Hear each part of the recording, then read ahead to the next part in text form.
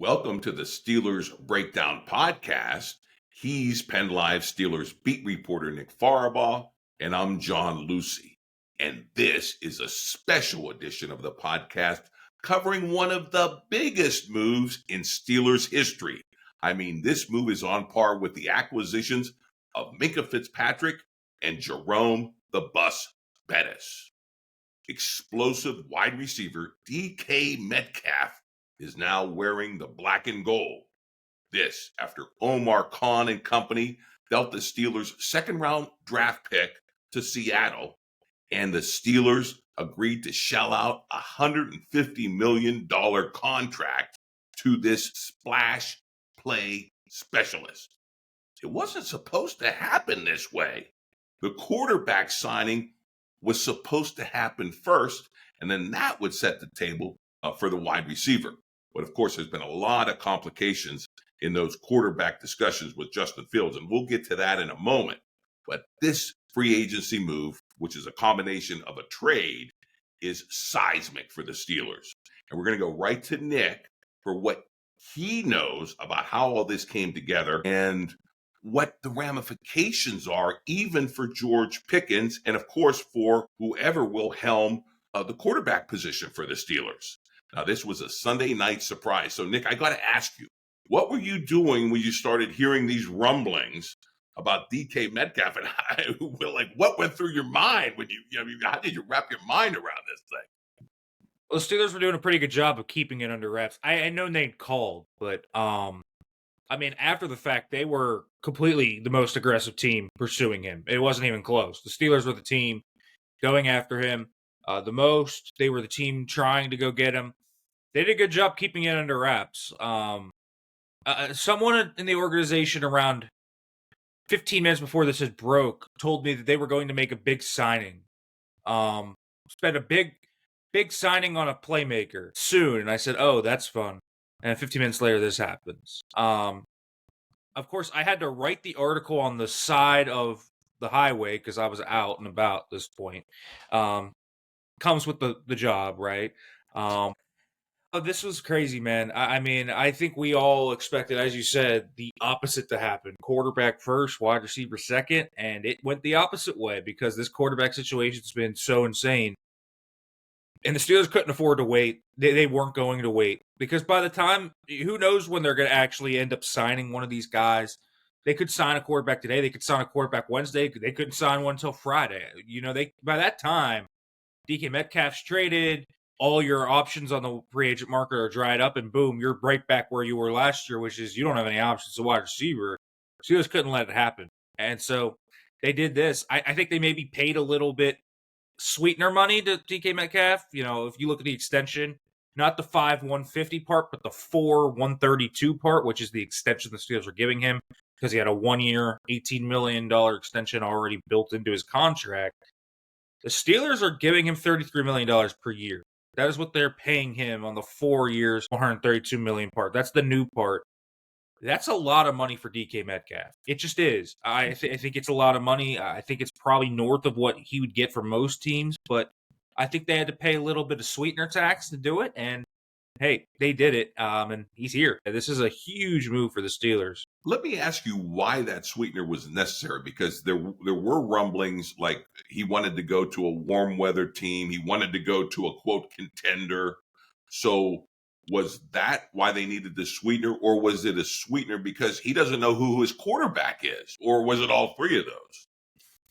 Yeah, it's interesting. Well, they had to make this move to get something in that wide receiver room because now they can do the other thing, which is they can recruit guys to come play for DK Metcalf, which is different, obviously, right? We thought it was going to be the Steelers sign Justin Fields, and then they would recruit their wide receiver. Well, now they can look to DK Metcalf and say, hey, Justin, hey, Sam Darnold, who else, right? Just here, you got your playmakers, right? It's Russell Wilson, it's Pat Farabaugh, it's George Pickens, it's et cetera, et cetera. So they actually have now a built-in recruiting pitch of their quarterbacks, which is interesting. It's the opposite way. It's not the road that's well-traveled, I would imagine. It's the other way is usually more traveled here, which is why I say that. But this needed to happen. So if they were not going to land a wide receiver, because we had already seen the guys coming off the board. I mean, less than an hour before this, Devontae Adams came off the board and went to the Rams. The Steelers would have been players in the Chris Godwin market, but would they have landed him? Probably not. I think he's either going to go back to Tampa Bay or New England's ready to pay him a boatload of money. They could have gone out and gotten Darius Slayton, but he's not as good as DK Metcalf. They've been looking for a true tried number one receiver. I mean, how long have we been talking about this, John? I can only imagine. I think we've been talking about this since they traded Deontay Johnson last year. But certainly, you and I talked about it this summer over the Ayuk stuff, right? Where they were looking for elite wide receiver ones. They weren't just looking for complimentary guys. They were at the deadline because that's the only type of players that were available. But man, what a move for the Steelers to make. They're coming in hot right now, and they don't have a quarterback, which is the interesting thing because it is counter to logic, and you'll see a lot of people say, why trade a second round pick and pay $33 million a year, $30 million a year, however you want to break that down, to a wide receiver without a quarterback? And the reason is, we've talked about this too, they're starting to QB proof the offense. They're starting to build the talent up on the offense to the point where hopefully the quarterback has a really good spot they're coming into, and you can mitigate outside circumstances. It's important to have that as an option. So lots to go on, but this certainly gives them talent on that side of the ball, and they needed talent infusion on the offensive side of the ball. This is a huge move for them. I totally agree with that. And I will say Omar Khan, I think, felt pressure to make amends for leaving that wide receiver room high and dry last year when they were sort of auditioning two quarterbacks, and that might have limited the upside of both of those guys. That remains to be debated. But there was an interesting comment that I picked up on Twitter that in the rush to make this splash play with the trade for this splash play specialist, they said, scared money don't make money.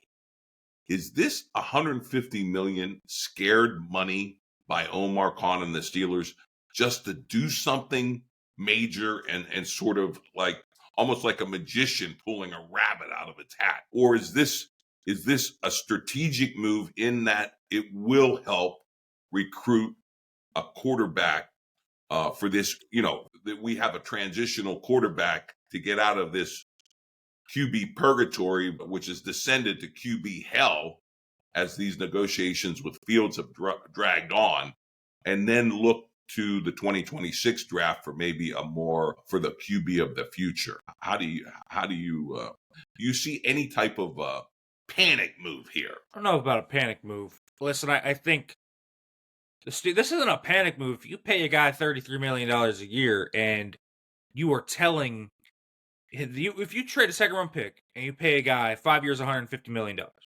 okay, you're telling me you think he's one of the top 10-5 wide receivers in the NFL. I mean, he's getting paid like the fifth highest wide receiver in the NFL. In terms of the extension, $33 million per year is that is fifth most. If you go by 30, I think it's still seventh or eighth most. I mean, it's not a panic move.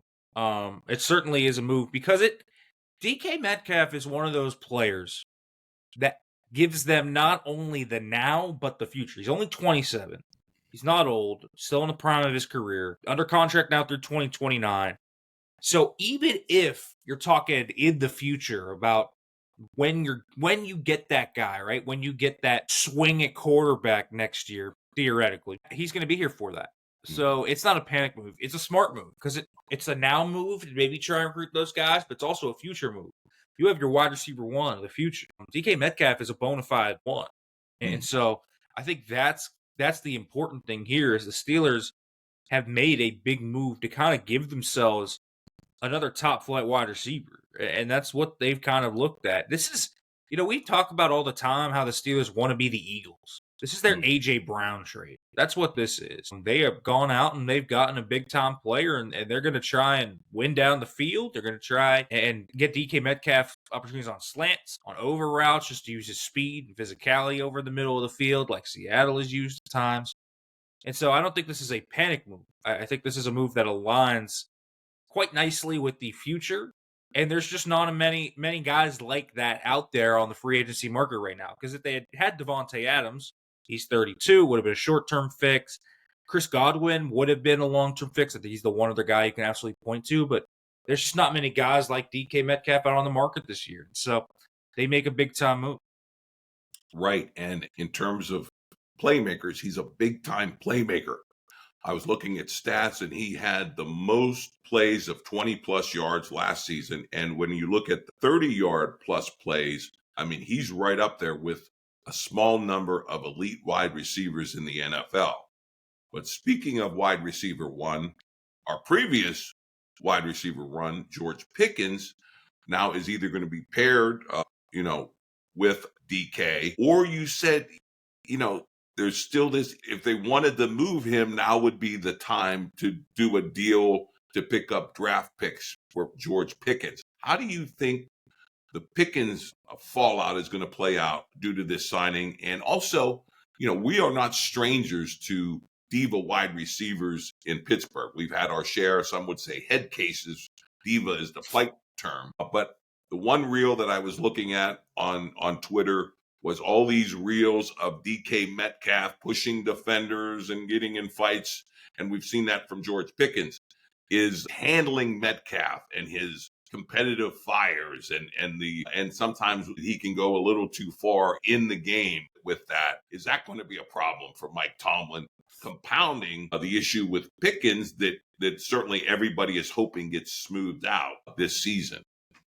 Yeah, I mean, let's see how George Pickens reacts. I still am kind of under the impression that they aren't outright trying to move George Pickens. I understand why you would think that. Their skill sets overlap a lot.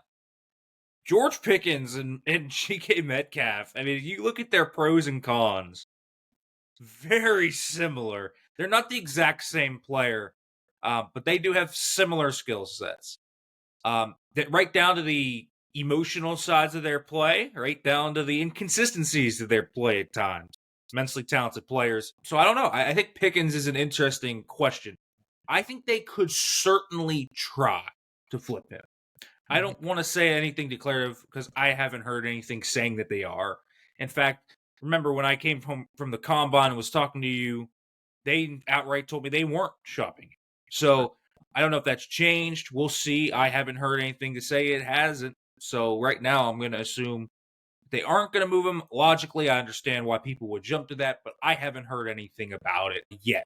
We'll see. If there's rumblings that pop up, I'll tell you, but so far I haven't heard anything about them shopping George Pickens or even looking to move him. They can play both of them on the outside, and it makes sense. I mean, there's a path with both these guys on the roster, even if it would be insane. And as you mentioned, DK, I think there's not going to be a lot of people, but DK is definitely in a similar vein. He's an emotional player. Mm-hmm.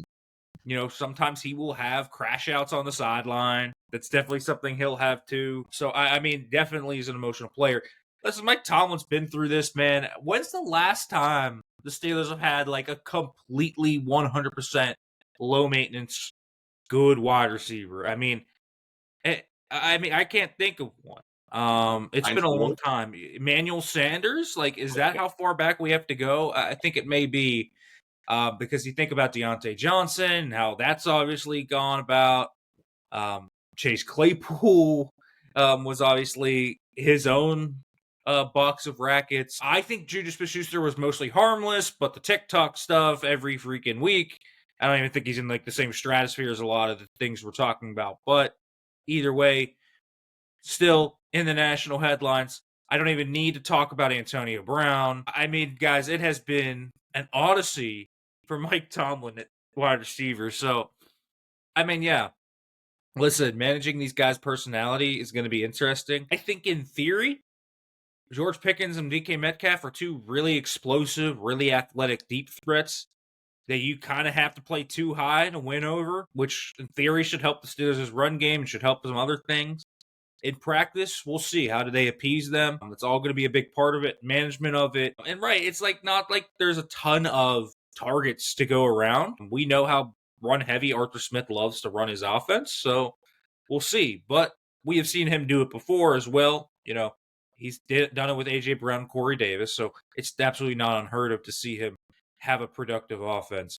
But this is kind of his big name ex-receiver that he loves, man, DK Metcalf. So we'll see what happens with George Pickens. I understand why people are asking if they're going to trade him. I don't think it's a guarantee. And also, if they would move him, I would imagine they would start talks as soon as today, and they would sign a receiver.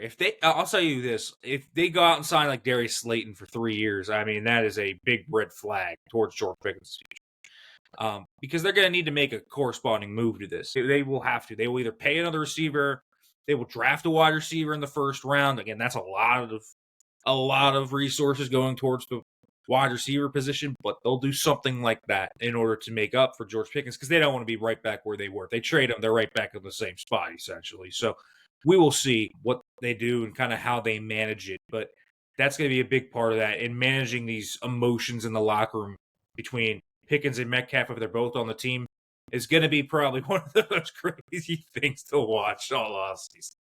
Hey, that's why Tomlin gets the big bucks. But I'll tell you, I agree with you that, all the signs from the Steelers were that they weren't going to trade George Pickens. And I think Omar Khan even talked about how excited he was for Pickens' season upcoming. And one quarterback who's definitely salivating of the idea of DK Metcalf, George Pickens, and Freiermuth in the middle is Ben Roethlisberger. He actually donned a Steelers helmet and was on social media saying, hey, you guys need a quarterback? I think I'm good for a few throws. So I think this idea of using this quarterback proofing the offense with the playmakers and this idea of now of, okay, we have to sign our quarterback for the short term at least is very intriguing.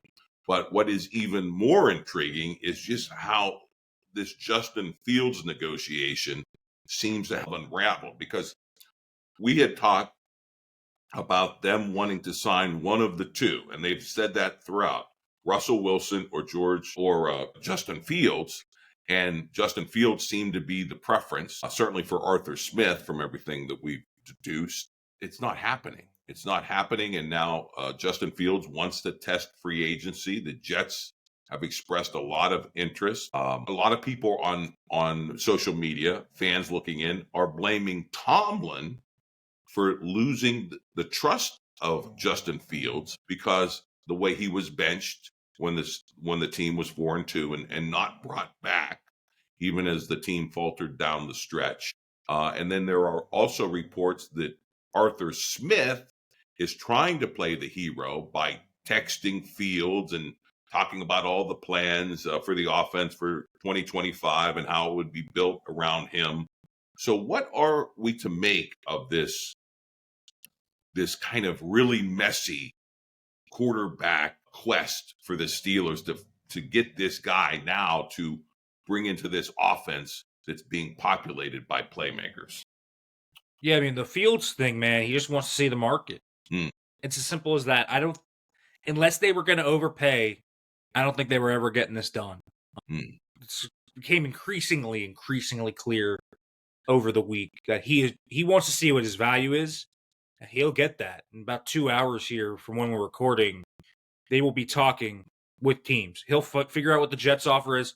I believe he's in Dubai today, so he's all the way across the world anyways.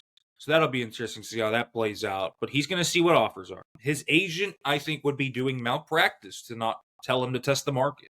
Mm-hmm. It would be. This is his first time ever hitting free agency. As you mentioned, there are reasons for him to be skeptical of the Steelers. From benching him, essentially, I know, yeah, he started 6 games and then Russ basically took his spot, but you can essentially look at it as a soft benching in some ways. He didn't get the start from that, never got back in. He probably feels some type of way. He was very professional about it, but I understand. How many times do you see the same team make a guy start 6 games, then go to Russ in their starter, and then go back at free agency and sign that guy to be the starter? It's pretty rare, right? It's kind of interesting when you look at it through that. Like, I think there are a lot of people outside of Pittsburgh that are even wondering why Justin Fields is the A1. Like, it's weird. It is. You don't really see it a lot where the starter is like thrown like that and the backup's a free agent and the team goes into the backup and it's like, we want you to be the starter. It just doesn't happen very often. But there's reasons to be very, very skeptical for Justin Fields, whether it's the deal they're offering, the offensive kind of architecture. I mean, do you trust the coaching staff, right? That's been a big contention point forever. He can look at the Jets, and people say, oh, it's the Jets. Guys, what are the Jets? Everybody looks at the Jets and say, well, they suck, but I mean, Aaron Glenn is going to bring a completely new vibe to that room. Mhm. So they're a new regime. So he probably wants to find out what it is. He can also talk to Aaron Glenn and talk to guys from the Jets at 12 o'clock. So that is legal. He could figure out what happens. If there's another team that wants to come in, right? If the Seahawks want to come in and give him an offer, if the Giants want to come in and give him an offer, the Colts, whatever other team wants to give Justin Fields a look, he can explore those options. And so that's really what's happening. It's just Justin Fields seeing what his options are. Would not surprise me if this is a case where Fields gets an offer from a team and then comes back to the Steelers and says, do you want to match it? If so, I'll sign here. It could be very possible that we're in that type of situation where he just goes to see his market and then gives the Steelers a chance to match it. Or maybe the Steelers are just his best offer anyways. Who knows? I do believe the Steelers have upped their offer over the weekend. It makes sense.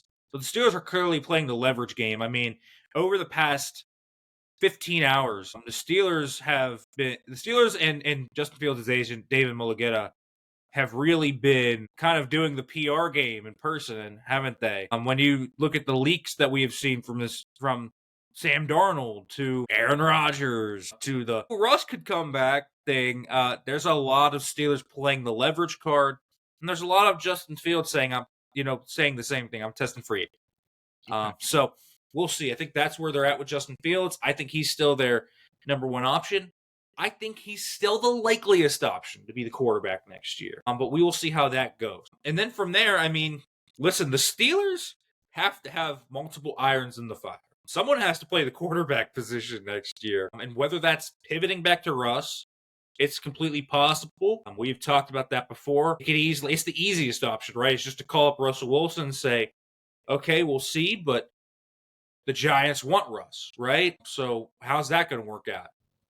This morning, Adam Schefter, Aaron Rodgers. Okay, they're going to talk to Aaron Rodgers. And then last night, Diana Rossini of The Athletic saying they're going to send an offer to Sam Darnold. I think the Darnold one's the most interesting of all of these. I know people will talk about Aaron Rodgers because he's the big name. Darnold is fascinating because I don't think his market's going to be quite as robust as people thought it was going to be. At first, people were talking about him like he was going to get $40 million a year. He's not going to get that. Right. Maybe he gets the Baker Mayfield contract. He might not even get that. He might get between 25 to 30 a year. That's not crazy for what he did last year. And I know people will talk about how he turned into a pumpkin the last 2 weeks of the year, but he also was quite good before that.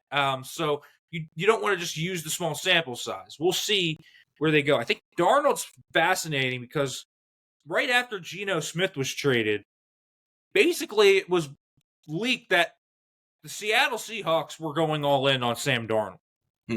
But now that the Steelers have DK Metcalf, I mean, the Seahawks have Jackson Smith and Jigba and not much else. They have a bad O-line. Like, the Steelers are better than the Seahawks across the board. If the money is similar, I do wonder if Sam Darnold looks and says, hey, why don't I go to the Steelers? It makes sense. I mean, it really does. So I think Darnold's a fascinating curveball and all this. I don't think we've talked about Sam Darnold as much because I think everybody thought that he'd be kind of out of the market, right? They weren't going to pay it. But if his market isn't as lush as you thought, and the money is similar to some of these other offers, it makes a lot of sense for him to go to Pittsburgh. It does. You look at it on paper, he fits probably Arthur Smith's scheme the best, outside of Justin Fields, of course. This is outside of Justin Fields. The play action, deep shots, I mean, he can definitely function as a Tannehill-ish player in this scheme. So he's interesting to me. So we'll kind of see where that goes. But right now, they're kind of waiting. I think it's the waiting game for Justin Fields. Maybe another shoe drops. I don't know. We'll see. The Steelers are going to put the offers out there, man. They're going to talk to guys, and they're going to see how this goes. Obviously, Justin Fields is the top option, but we will see. It'll be interesting. I hope Justin Fields bought the roaming package for his cell phone out there in Dubai because those calls are going to start today at noon, and the offers from other teams could lead Fields to come back to the Steelers. The one thing I worry about with Fields, just trying to get into his mindset looking at this situation. He was a high draft pick. He's going into his 5th year. He sees himself as a franchise QB, and I think he's looking at his next team that he wants to be the long-term answer to the quarterback at whatever next team he signs with. So for him, this is a very pivotal decision. This is not a one contract decision. This is a career decision he's making to put himself in the best situation where he can develop into the quarterback that he sees in himself, which is a 10-year starter for a contending team, where he's at the trigger. And I just don't know if he's getting that vibe from the Steelers and from Mike Tomlin and the way things were handled last year. So I think it's more than just the money offer. I think it's seeing where he can try to become the quarterback he thinks he is and who he thought he was for these last 4 seasons. So that's the one thing. Hey, and let me ask you about Russell Wilson, because it seemed like he was doing a lot of tweeting and always sort of making it seem like he was right there for the Steelers. But apparently somebody on Twitter was saying he's been radio silent since this Metcalf deal, when of course he was one of Wilson's former receivers. You'd think you'd hear more out of him, or maybe his agents just tell him, hey, let's see what the Giants do. I wonder how much he is going to be still the plan B, because it was always one or the other, Fields or Wilson. But it seems like we've gone beyond that now. Yeah, I'm not sure. I mean, I wouldn't consider Russell Wilson necessarily a clear plan B. I really think the Darnold stuff has legs. We'll see to that.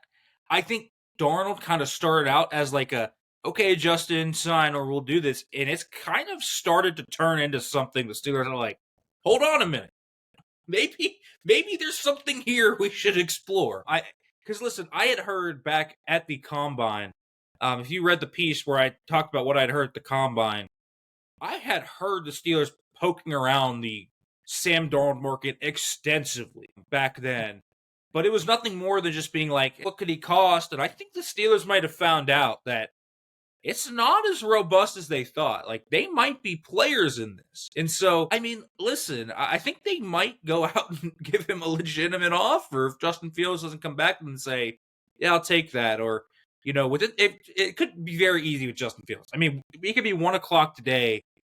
Justin Fields gets the offer from the Jets, comes back to the Steelers, says match it, and the Steelers are like, sure, and he's inked by 2:00. Like, I mean, that could absolutely happen. But if this drags out a little bit, I think the Steelers are going to be quite aggressive if Justin Fields isn't the answer right away. Quite aggressive in trying to see what happens with Darnold. I do think that he might be B. Now, I think between Rodgers and Russ, I don't think there's a ton of separation. I'd say Russ probably has more of a favor there. With Rodgers, I'd say it's unlikely. Don't be stunned, but I think it's unlikely. We'll see if the options dwindle and it's kind of just Russ or Rodgers. I mean, at that point, all bets are off, right? It could be either of the two, because basically whichever shoe drops first, the other is going to go to the Giants at that point, right? I mean, these are the Giants' 2 guys. So whichever one doesn't go to the Steelers or whichever one doesn't go to the Giants goes to the Steelers. Basically, was what will happen there. But just from a football common sense standpoint, you look at the personnel the Steelers have, and you can't not look at Sam Darnold and say he doesn't fit them. I don't think people realize this part of Sam Darnold's game, but he was one of the more prolific deep passers in football last year. He was a big part of his game, play action, deep shots. The Steelers do that all the time. And so if he is in Pittsburgh, like, he fits a lot of what they do. And so I think it's Fields, A. I think Darnold is probably the 1B, and then I imagine to Russ and then Rodgers. So we'll see. It's going to be one of those 4 quarterbacks. Obviously, Justin Fields, I think, is probably your best bet right now. But I'm telling you, man, I have heard these rumblings around Darnold for a week and a half now, and It just keeps popping up. And now that we're here, I don't think you can rule out Sam Darnold. It logically makes a lot of sense, especially after the DK Metcalf trade. Right. Well, there's a lot of smoke there at the quarterback position for the Steelers. Starting at noon, we might see some flames. We might see the actual outcome of this very intriguing situation. But as we close this special edition of the podcast, I want to go back to the Metcalf trade, this cataclysmic signing and trade, and ask you, Nick, what this does to the Steelers draft. I mean, because there was talk about a wide receiver at pick 21 for the Steelers. Now with this, it seems to rule that out. And because they're dealing a number 2, the second round pick, does this open the door for a trade down in the first round for the Steelers? How do you think this affects the draft, the plan for the draft, and what positions are in play, and whether a trade down would be in play as a result of this? Trade down could be in play. I wouldn't say it's crazy, especially if you get a third round pick for it. I think if you can get another day 2 pick, I mean, no matter how you recoup a second day pick, whether it's through a theoretical Pickens trade or a trade down, et cetera, you could recoup value. I will say, let's say they keep Pickens. Mm-hmm. I think trade down makes sense, but if this doesn't signal to me the likelihood of that first round pick being a defensive line, I don't know what it does. Listen, there's really, unless they trade Pickens, because they're going to sign another depth receiver regardless, right? They need other names. They're going to sign a depth receiver or 2, and they'll draft somebody later in the draft. It really, to me, points to defensive line being a big-time focus for them. We've talked about how locked in they've been on the defensive linemen, how deep of a defensive line draft this is. Everything's kind of setting up real nicely right now for the Steelers to go and draft a defensive lineman in the first round. It really is. And so we'll kind of see how the board falls. I think that's going to be interesting because there are teams that are above the Steelers now that have cut some defensive tackles that appear a lot more defensive tackle thirsty than they were a week ago. And so how does that board fall?